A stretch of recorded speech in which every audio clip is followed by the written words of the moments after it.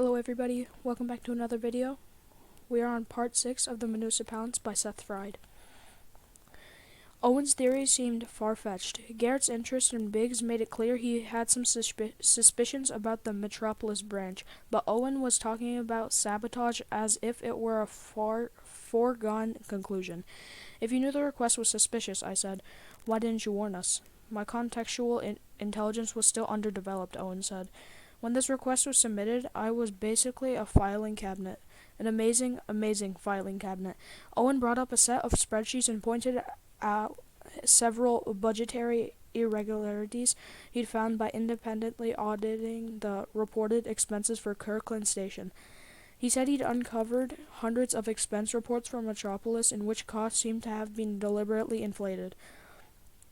A purchase request for 200 parking cones had been billed to the agency for $17,000 or $85 per unit, which meant unless those parking cones had been encrusted with semi-precious stones, they'd been less than a bargain. And Kirkland had recently doubled his station's expenditure on uniforms without hiring a single person. Owen estimated that upwards of $400 million of agency money was unaccounted for and possibly much more.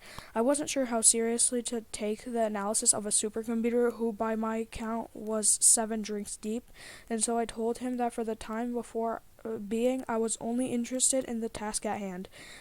To prove that he knew what he was talking about, he started to analyze all the travel requests I had ever submitted. From that information alone, he was able to tell me that I was single and had no siblings. Information that wouldn't have been included in my personal file. When I confirmed that he was correct, he smiled and added, "And both your parents are dead." And a look of pain or anger must have moved across my face, causing him to pump his fist in victory. "See," he said, convinced he'd earned my trust with his dead parent gambit. His voice took on a more conspirational tone. "If I'm right, we probably haven't seen the worst of it," he said. "We should be careful out there. His people could be everywhere." "This isn't one of Claus's movies," I said. "We're just here to ask some questions." Owen shook his head. "You won't be able to ask anyone anything if Kirkland's agents slit your throat and leave you in a dumpster." "What?" Owen shushed him and peeked out one of the plane's windows to watch the airport's line crew as they marshaled us into position. "I don't like it," he said. "Too many eyes." I tried to protest, but he shushed me again. "Don't worry," he said. "I've got an idea." Suddenly I was sitting across from a white French bulldog. "Kirkland could be watching the airports," the dog said. "We'll have to disguise ourselves." He waved his snout toward one of the airplane's windows, inviting me to take a look. When I saw my dim reflection in the reinforced plexiglass, I noticed that I was a large, muscle-bound man with a red perm. "Owen, this isn't necessary. I wish I agreed with you." "Get this off me," I said. "You don't like it? Off. You could offer some constructive criticism," he said. "If you don't like the disguise, we can tweak it." He squinted up at me as my pecs began to grow larger. "Stop it. We have to go bigger," he said. "The masking works better if the projection is larger than your actual body. And try to be more deliberate in your movements. It will help with consistency." In response, I stood up from my seat and shook myself violently. The projection began to bend and warp, but managed to stay attached. Owen nodded thoughtfully as the projection caught up with my movements. "I think we've got it," he said. I finally pulled the tie clip off and threw it. When it hit the front of the cabin, Owen's projection flickered for a moment, but didn't disappear. He stared up at me with his dog mouth hanging open in shock. "This is ridiculous," I said. He looked down at his paws for a moment, then raised his head and squared his small shoulders. "Henry, you're hurting my feelings." He saw that I wasn't going to be moved on the subject, and the image of my disguise disappeared. He wagged his tail hopefully when he asked if he could stay a dog, but I shook my head no. Once he restored himself to his previous shape, he looked at me as if he expected me to apologize or thank him for changing back. But I just stepped through him, cursing under my breath and reluctantly picking up the tie clip on my way off the plane. As we walked through the terminal, Owen sulked, regarding with suspicion the crowds of fellow travelers passing all around us. Outside arrivals, A man selling tickets for a shuttle service shielded his eyes in the bright afternoon sun and asked us where we were headed. Owen squinted at the name of the shuttle service on the man's t-shirt as if it were a fake detective's badge. "Yeah, right," he said. Then he stopped, thought for a moment, and told the man pointedly that we were going to Hershey, Pennsylvania. The man frowned and repeated this information aloud to himself as Owen led me over to a line of self-driving cabs. Once we were inside, he refused to give the car's computer our destination, instead telling it which way to go a few streets at a time. Beyond that, he didn't say much. Garrett had told me not to worry about arranging my own accommodations in Metropolis, but it wasn't until Owen told the cab to take the Matlin Expressway all the way down to the Alpine and Block that I realized he had meant Owen would be making the arrangements for me. Meaning my hotel had been selected by a computer that was currently giving me the silent treatment. We drove along the Lawrence River on Center City's eastern edge, eventually leaving behind the high, glinting office towers and luxury apartments of Center North for the lively, lower-density neighborhoods that spread out to the south. According to the dossier Garrett gave me back on the tarmac, Biggs lived not too far from Bixley, and I would have preferred to stay someplace close so I could interview his neighbors. I might have mentioned this to Owen if he hadn't been sitting with his arms folded, turning in his seat every so often to look out the black window, a passive-aggressive gesture demonstrating his belief that we were being followed. Owen got us off the highway as soon as he could and kept us to small streets, where I noticed in store windows the various printed and handwritten signs that read "Find Sarah." Men and women on the sidewalks wore white ribbons pinned on their chests, a symbol of solidarity with the Laurie family. The news program on the cab's video monitor was showing old footage of Sarah giving the commencement address at Metropolis University when she was only 12 years old. She looked self-possessed and dignified, even though the sight of a child in a mortarboard giving advice to her elders was almost comical. In the video, she spoke of the importance of public service, her voice wavering with such obvious passion that it wasn't difficult to understand the city's sadness at her strange disappearance. Owen told the car to let us out just as we hit Chinatown. From there, we proceeded on foot, navigating through crowds of tourists who were too busy snapping pictures of the fast food signs written in Hanzi and the red and gold paper lanterns hanging in shop windows to notice that Owen was occasionally forced to drift right through them. He moved quickly away from all the novelty shops displaying cheap Metropolis hoodies and knockoff handbags. It was several blocks before we reached what I thought of as Chinatown proper, where the locals browsed the fresh market and old men sat in small parks, betting cigarettes on games of chess. But after we turned down a few more side streets, the stillness of the neighborhood took on a more unsettling quality. Owen came to a stop in front of a run-down brick building, the first floor of which was occupied by an abandoned takeout place with a half-torn awning that read "Friends Forever Dumpling House." It was surrounded by desolate-looking apartment buildings, and across the street was a warehouse with the words "Gallo Family Industrial Rubber Floors" painted above its loading bay.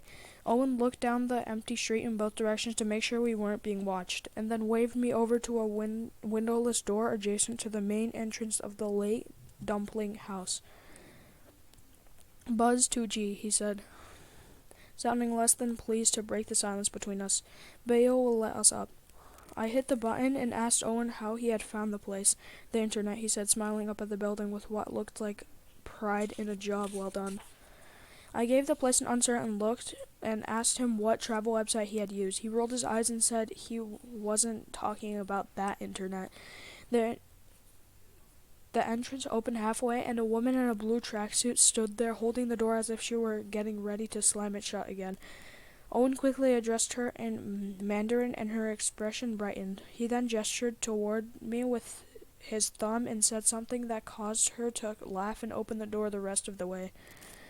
Owen and Bayo continued to chat as we followed her upstairs. Owen turned to me briefly on the second landing to explain that this building was an underground safe house for illegal immigrants.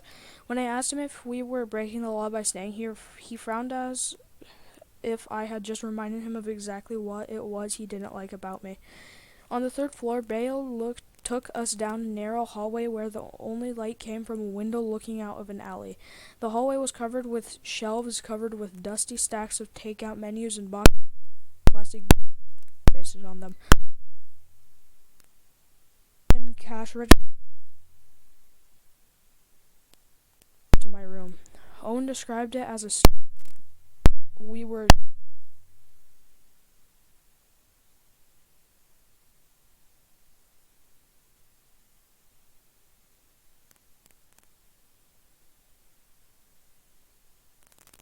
on a folding chair near the door. Owen was standing at the window at the window in the hallway, taking in the view of an opposing brick wall. This place is perfect, he said. I placed my hat on the bureau and opened the top drawer. Inside was a small pile of men's white briefs. Bayo said something in Mandarin and Owen relayed the message. It's $1,500 for 3 nights and the bathroom is on the first floor. You're joking. She's doing us a favor, he said. We're not her typical clients, and you look like a snitch. Also, she usually only accepts cash, but has graciously agreed to accept a wire transfer from the agency. I've already taken care of it. It's $500 a night, and there's not even a bathroom up here? Owen looked confused. Do people pay more to be closer to the toilet? Sort of. Sorry, but you have to admit that's a little counterintuitive. He paused. I could ask her to bring you a bucket. Owen, why am I staying here? It's secure, he said. I'm in charge of keeping you safe while you're here, and this isn't the type of place anyone would expect you to stay. Listen, I said, no one is looking for me. Just then a buzzer sounded from downstairs and Bayo excused herself. Owen waited for her to leave, then stepped into the room and put a weightless hand on my shoulder. Henry, I didn't want to scare you, but our cab was being observed. Owen brought up a satellite image of a city street. He pointed to the roof of a car making a turn through an intersection. That's us 20 minutes ago, he said. He then pointed to the roof of a building in the upper right-hand corner. And what do you see there? The image was pixelated, but I was just able to make out a circular shadow. That could be anything. Are you joking, he said. This is the exact outline of an H311 surveillance drone. We're the only agency that uses them. All our drones in the city crashed, except the ones in the northeast supply hangar, which housed 2 reserve fleets and enough hardware to set up their own navigational relays. You think someone is watching the city with our drones? I don't think they're ours anymore. Owen, this is serious. I know, but I think we lost them once we ditched the cab. It would have been easier if I had been allowed to use disguises. There seemed to be no use trying to convince Owen against the possibility of such complex forces at work, and so I decided it was time to carry on without him. The room had already been paid for, and I figured he could continue to enjoy the hospitality of Friend's Forever Dumpling House, while I found a real room uptown. It was early still, and there was enough time for me to swing by the Transit Museum to get my picture with the steam beetle before starting the hunt for Biggs. From downstairs came the sound of a Bayo yelling and slamming the front door. That could be trouble, Owen said. I'll see if I can get satellite visual on the street out front. Sure, I said, giving that preposterous room one last look and trying to decide if I wanted to walk to the museum or get myself pumped up for it by taking the subway. Owen looked up at the ceiling in construction, and I took the opportunity to reopen the top drawer of the bureau. I pulled off the clip tie and wrapped it tightly in one of the pairs of underwear before dropping it in the drawer. I shut the bureau and turned around just in time to see Owen flicker out of sight. His voice was still able to move about the room, but he was so muffled that his confused and urgent protests were barely discernible. Bayo's shouting continued downstairs and was now accompanied by a loud banging. I grabbed my bag and hat as I made my way to the stairs in the foyer. I found Bayo with her hands pressed flat against the front door, shouting at whoever was pounding on the other side. The door shook violently with each blow, and Bayo leaned in as if to bolster it. I was just asking her if everything was all right when the tip of an axe blade poked through the door. She screamed at the sight of it and fled up the stairs back into 2G. The door received 2 more massive thwacks before it collapsed into the foyer in a heap. That's it for part 6, everyone. Thank you for coming. I'll see you guys next time. Bye.